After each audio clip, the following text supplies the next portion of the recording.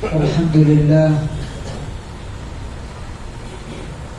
نحمده ونستعينه ونستغفره ونؤمن به ونتوكل عليه ونعوذ بالله من شرور أنفسنا ومن سيئات أعمالنا من يهده الله فلا مضل له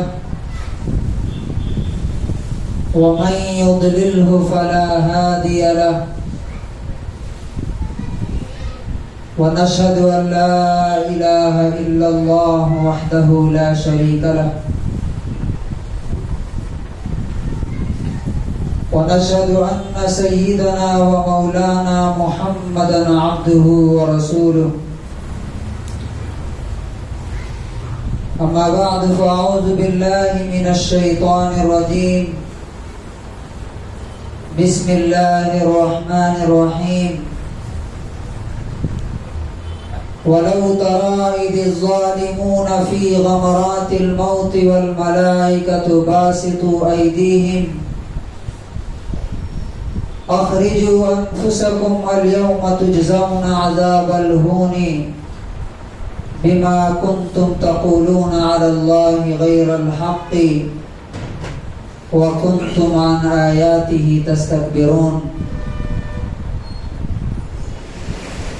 وقال النبي صلى الله عليه وسلم إذا وضعت الجنازة فإن كانت صالحة قالت قدموني قدموني وإن كانت غير صالحة قالت يا ويلها أين تذهبون بها رواه البخاری. حضرات گرامی، دنیا میں جو کوئی آیا ہے بہت جلد اسے یہ دنیا چھوڑ دینی ہے. اللہ تعالیٰ نے اپنی کتاب میں بار بار یہ چیز یاد دلائی. کل نفس ذائقۃ الموت، جو بھی جاندار ہے، جس کے اندر روح ہے، اسے موت کا مزہ چکھنا پڑے گا. ثم الینا ترجعون، اور پھر تم سب کو پلٹ کر کے ہمارے ہی پاس آنا ہے. دوسری کوئی جگہ نہیں ہے، نہ چھپنے کی نہ بھاگنے کی. جہاں سے آئے تھے بہت جلد پھر وہیں واپس جانا ہے. لیکن یہ واپسی کس طرح ہوگی؟ اللہ تعالی کے پاس کس حال میں جائیں گے؟ یہ سب سے بڑا سوال اور اس زندگی کا سب سے بڑا حادثہ، سب سے بڑا انسیڈنٹ ہوگا. اس سے بڑی کوئی مصیبت کبھی کسی انسان پر نہ آ سکتی ہے اور نہ آئے گی.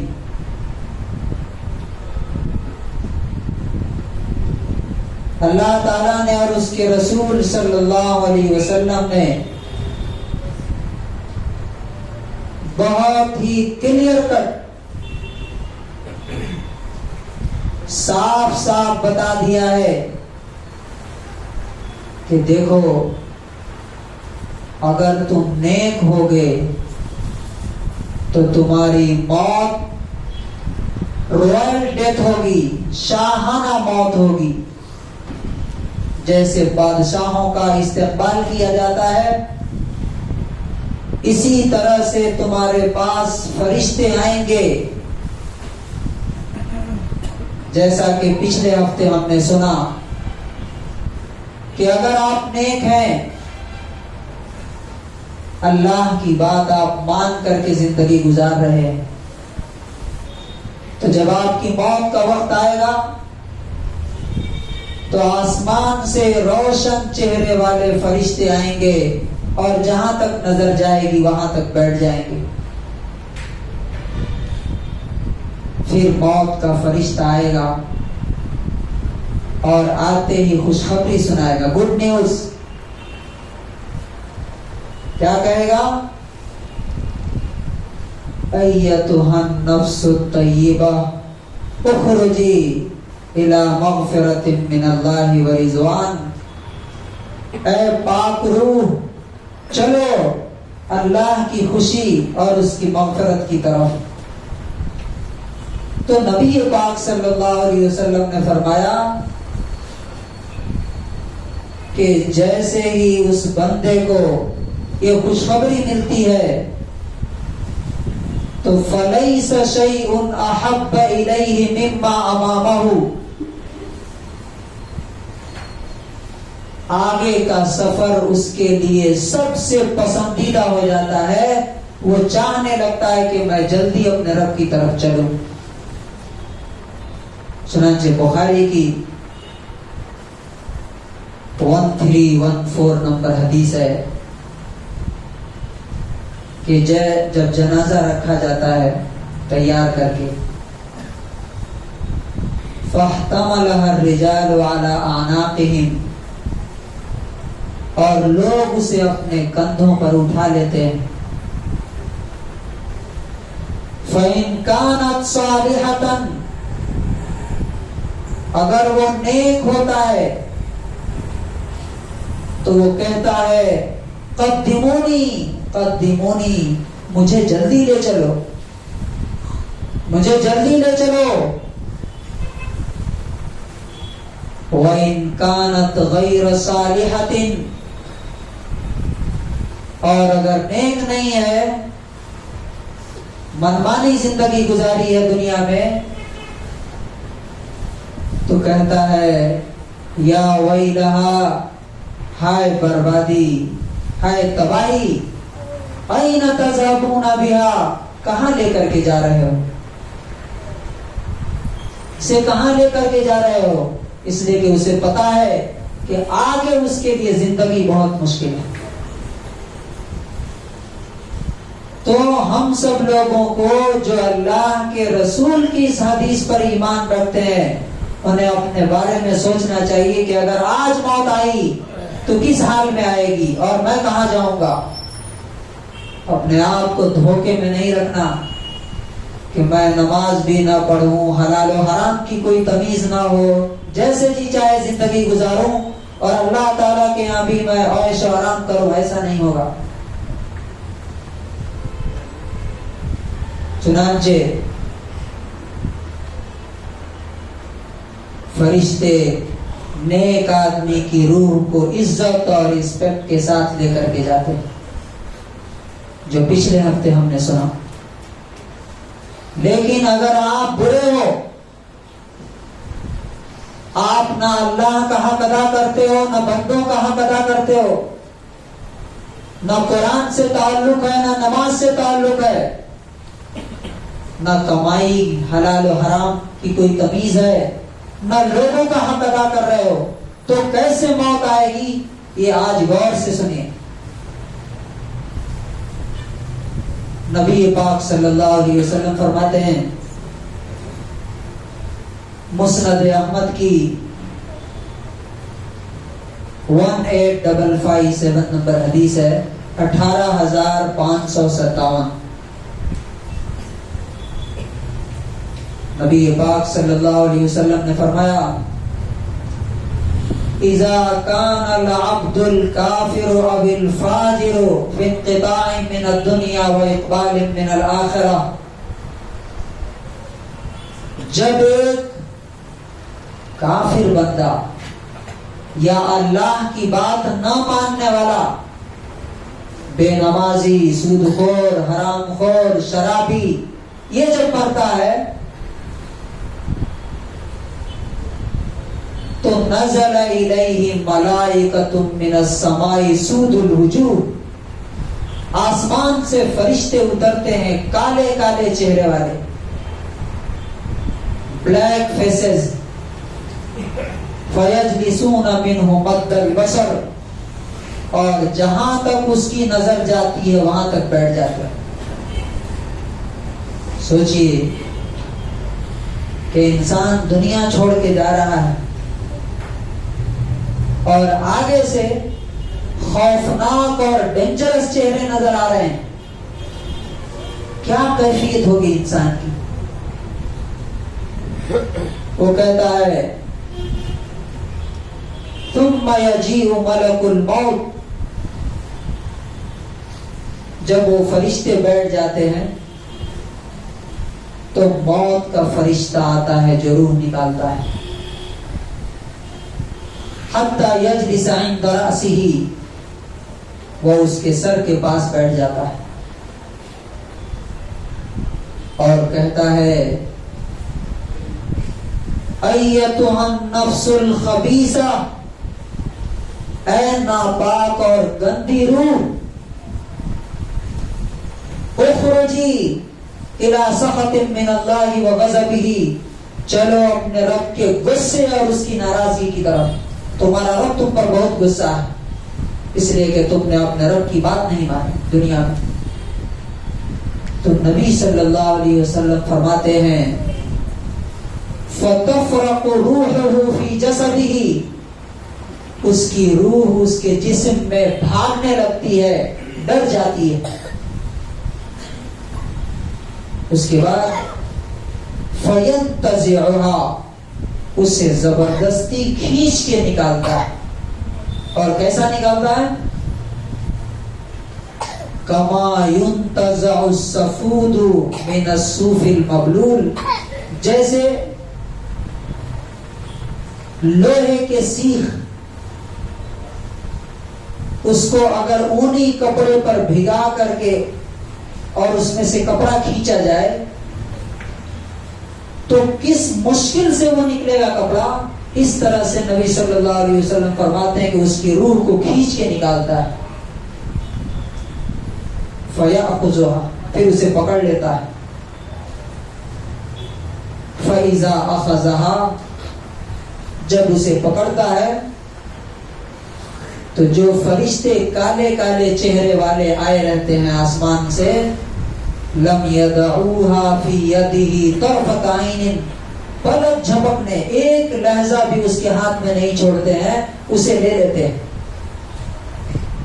اور لینے کے بعد يجعلوها في تلك المسوح، وہ گندے ٹاٹ، گندے کپڑے موٹے لے کر کے آئے ہوتے ہیں، وہ فوراً اس گندے کپڑے میں اسے لپیٹ لیتے ہیں، اور نبی صلی اللہ علیہ وسلم کہتے ہیں یخرج منہا کأنتن ریح جیفت وجدت علی وجہ الارض، اس کپڑے سے، اس کی روح سے اتنی زیادہ بدبو آتی ہے جیسے کسی مرے ہوئے جانور کے جسم سے بدبو آ سکتی ہے دنیا میں۔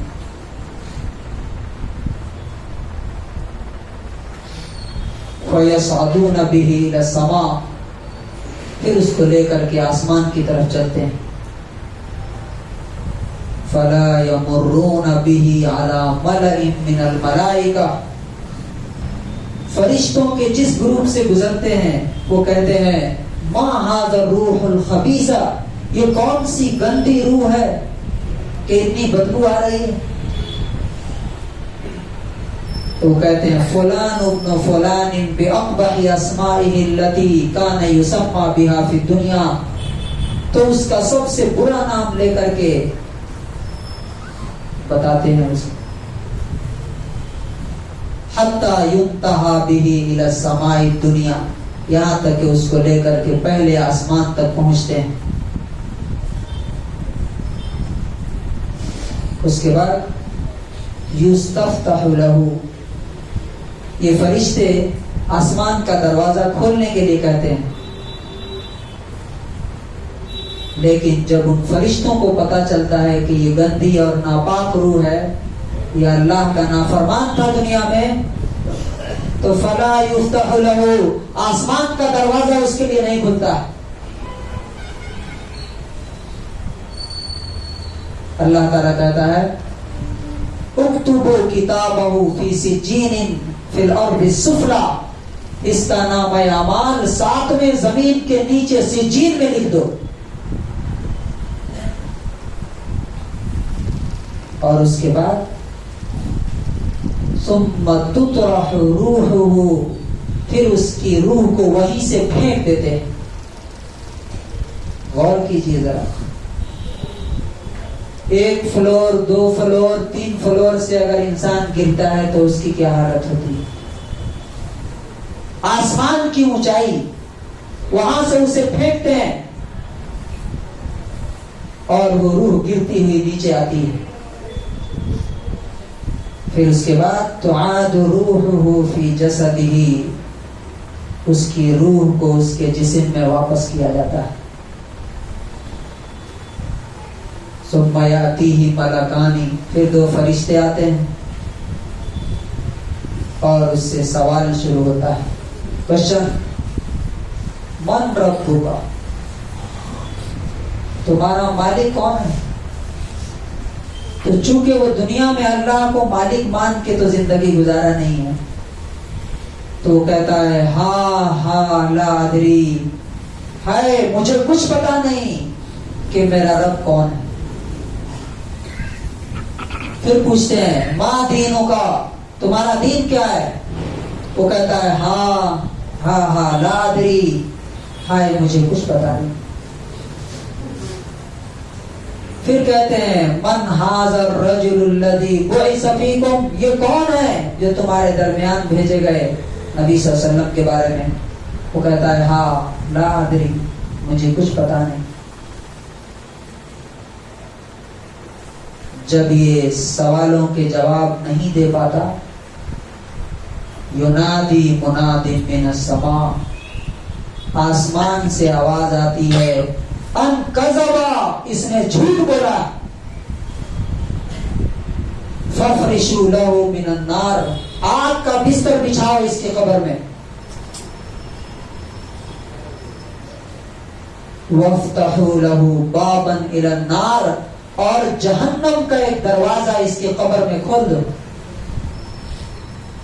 فیاتیہ من حرھا وسمومھا، اور جہنم کی گرمی اور لپٹ اس کی قبر میں آتی رہتی ہے۔ اس کے بعد یجیء رجل قبیح الوجہ، ایک شخص آتا ہے جس کا چہرہ انتہائی گندا، بھیانک اور ڈراؤنا اور ڈینجرس ہوتا ہے۔ قبیح الثیاب، اس کے کپڑے انتہائی گندے ہوتے ہیں۔ منتن الریح، اور اس کے جسم سے گندی باس آتی رہتی ہے،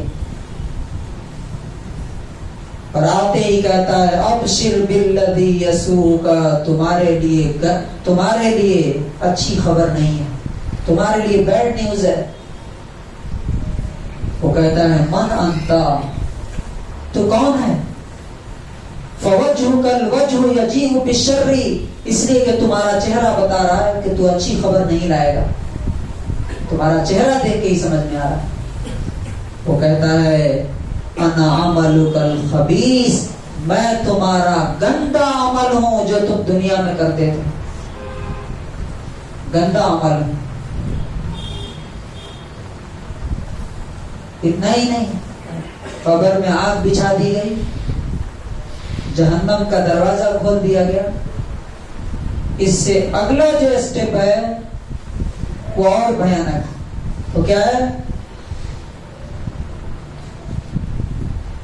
اس کی قبر کو اس کے لیے تنگ کیا جاتا ہے، یقیض لہ قبرہ، اس کی قبر کو تنگ کیا جاتا ہے۔ پچھلے ہفتے ہم نے سنا کہ نیک آدمی کی قبر جہاں تک اس کی نظر جاتی ہے وہاں تک چوڑی کر دی جاتی ہے، اور جنت کی کا دروازہ کھول دیا جاتا ہے، اور اس کی قبر کو تنگ کیا جاتا ہے. کیسے؟ حتی تختلف اضلاعہ، یہاں تک کہ یہ جو سینے کی ہڈیاں ہیں، یہ پسلی، یہ ایک دوسرے میں گھس جاتی ہیں. ایسے یہ ایک دوسرے میں گھس جاتی ہیں.